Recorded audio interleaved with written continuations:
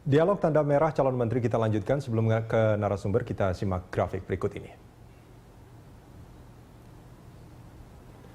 Ini ada pernyataan Wakil Ketua KPK Zulkarnain yang mengatakan kalau ada potensial suspek, ia masuk. Kalau ada calon menteri yang begitu dikasih warna merah.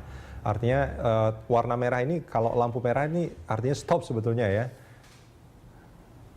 Dan ini ada beberapa nama calon menteri yang beredar. Bahkan juga ada posisinya, ada Andi Wijayanto, Anies Baswedan, Rini Sumarno, Cahyokumolo, Sri Mulyani, Muhaimin Iskandar. Rini Sumarno dan Muhaimin Iskandar ini termasuk orang-orang yang diduga bermasalah.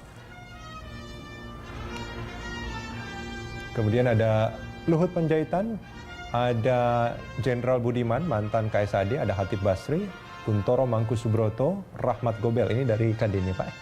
Ada Dwi Sucipto, dari Semen Gresik, ini di Rutnya. Ada juga Rusdi Kirana. Kalau Rusdi Kirana dari Kadin, Pak? Enggak, bukan ya. Terus dari Niken Widyastuti, ada Budi Karya Sumadi. Ya, ini Pak Kuntoro juga disebut di 2 kementerian ya. Tapi ini memang berdasarkan beberapa info yang beredar. Kemudian ada Fahmi Idris, Ketua ID, bukan Fahmi Idris itu ya, dari Golkar. Kemudian ada Lukman Hakim Saifuddin dari P3 yang baru saja menyatakan diri bergabung dengan Koalisi Indonesia Hebat. Ada Nusron Wahid, ada Eva Kusuma Sundari, ada Ngurah Puspa Yoga. Ya, saya berharap sebetulnya ada Pak Andreas Parera juga di sana tuh. Ya, ini kalau kita melihat nama-nama tadi, terus ada beberapa nama yang disebut juga diduga. Ini karena kita bicara soal dugaan bermasalah. Kalau kita bicara soal kriteria menteri, Bang Andreas, ada yang mengatakan paling tiga. Ada profesionalisme, ada integritas, ada loyalitas. Bagaimana menurut Bang Andreas? Ya, saya kira dari awal kan Pak Jokowi sudah menyampaikan itu kriteria itu. Dan saya kira betul untuk kita artinya kita dukunglah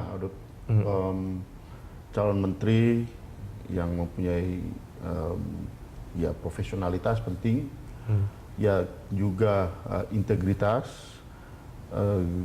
Saya kira ini suatu hal yang harus, tapi bagaimana juga ya itu dielaborasi gitu, perlu dielaborasi. Kemudian juga ya karena ini kabinet presidensial, dia harus benar-benar loyal terhadap presiden dan loyal terhadap. Kalau di antara 3 kriteria itu ada yang lebih diprioritaskan nggak Pak menurut Anda? Apakah semuanya itu punya nilai yang sama, artinya integritas, loyalitas dan profesionalisme itu harus betul-betul? Saya pikir perlu juga di samping kriteria itu perlu dipertimbangkan juga kapabilitas komunikasi publik penting. Itu menjadi penting juga? Menurut saya penting dalam arti bagaimana ke depan dengan DPR, dengan publik itu juga mempunyai kemampuan untuk berkomunikasi yang baik gitu. Karena ya ini menteri ini kan jabatan publik gitu. Jabatan publik yang membutuhkan orang yang mempunyai kemampuan. Ya itu juga sebetulnya kalau saya ingat betul karena dulu saya juga bertugas di istana Pak Parera. Bagaimana Pak SBY itu mengatakan kepada pejabat-pejabatnya, menteri dan juga gubernur bahwa apa program kalian yang sudah dikerjakan sampaikan, jangan sampai Anda tidak menyampaikan apa-apa sebetulnya Anda sudah melakukan itu gitu. Artinya ini sebetulnya maksudnya Pak Andreas tadi. Itu salah satunya, tapi juga jangan sampai kemudian ketidakmampuan mereka berkomunikasi dengan publik dengan baik itu kemudian menjadi beban bagi presiden gitu. Ya kita tahu Pak Jokowi adalah seorang bukan komunikator gitu. Beliau lebih banyak bekerja, dia menyampaikan dalam bahasa yang kalimat sehari-hari yang bahasa sehari-hari, kalimat yang pendek-pendek.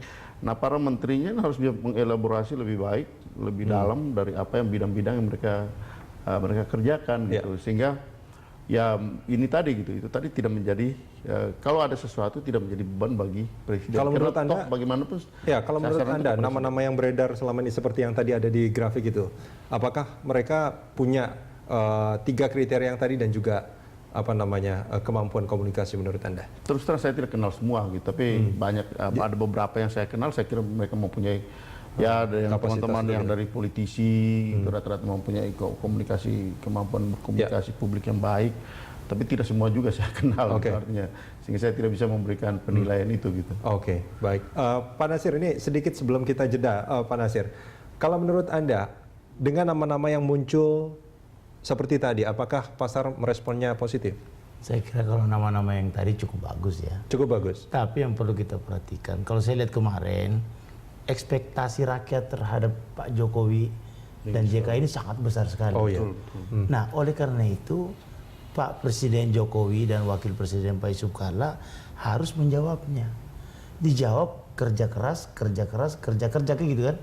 Tapi kan kalau tidak cukup dengan hanya itu aja, perlu ditambah dengan angka gitu loh. Angka maksudnya? Angkanya bahwa kerja keras disertai dengan pertumbuhan yang tinggi. Itu dia menjadi tantangan. Itu jadi, Oke. karena kalau misalnya kita bekerja keras tapi tidak ada deret ukurnya apa? Jadi kita harus membalas rakyat ini dengan ekspektasi yang tinggi, tentu dengan pertumbuhan yang tinggi dan dinikmati oleh 17.000 pulau kita, seluruh bangsa Indonesia. Jangan yang menikmati hanya orang yang tinggal di Menteng, tapi begitu orang tinggal di sana di kampungnya Pak Andreas yang pinggir-pinggir laut, dia tidak menikmati pertumbuhan. Nah, kalau perlu kita kasih target menteri-menteri itu, menteri yang mau Rakyat sekarang, yang mengasih target atau presiden yang mengasih ya target? pokoknya kita kasih target lah. Target sekarang 5,6% pertumbuhan. Oke, menteri-menteri ekonomi, Anda harus mencapai target, menjawab keinginan rakyat, pertumbuhan harus 5,6% tahun Baik. pertama. Tahun kedua harus mencapai 7%. Seperti Dari janji 6,5% Jokowi ya? menjadi 7%. Tahun ketiga dia harus mencapai 7,5%. Itu baru kita lihat. Tetapi kalau misalnya, contoh misalnya, Menteri Keuangan yang lalu, konvensional menerapkan 5,6, 5,6, 5,6. Tidak pemberani Menteri Keuangan. Menteri Keuangan itu harus charming. Jangan begitu susah negara, sedikit-sedikit langsung terbitkan surat utang negara. Menteri Keuangan itu harus pintar, charming. Begitu tekor uang negara ini harus cari di gimana modelnya ini. Yeah. Jangan langsung pikirannya ngutang. Langsung ngutang. Itu kan nggak benar nih. Nah, kalau itu Menteri Keuangan kita akan datang begitu, tidak akan pertumbuhan itu tidak akan kita capai 5,6. Baik. Nggak perlu seorang profesional. Nggak perlu seorang profesional. Saya juga bisa tuh. Ya, semua Itu semua orang hanya mengatakan- perlu seorang ibu rumah tangga semua sebetulnya. orang. Itu namanya kasir. Kasir aja. Kasir warung gitu kan. Tapi itu Menteri Keuangan harus charming. Terus menteri-menteri ekonomi yang lain, misalnya pertambangan dan energi, harus bagaimana memanage ini. Nah, oleh karena itu target yang paling bagus adalah bagaimana Menteri Ekonomi ini mencapai 6,5%. Ya. Soal Kalau mau jadi menteri, bisa nggak Anda capai 6,5%? Kalau Anda tidak bisa capai, jangan jadi menteri. kita akan sambung ini di segmen berikut nanti Pak Nasir.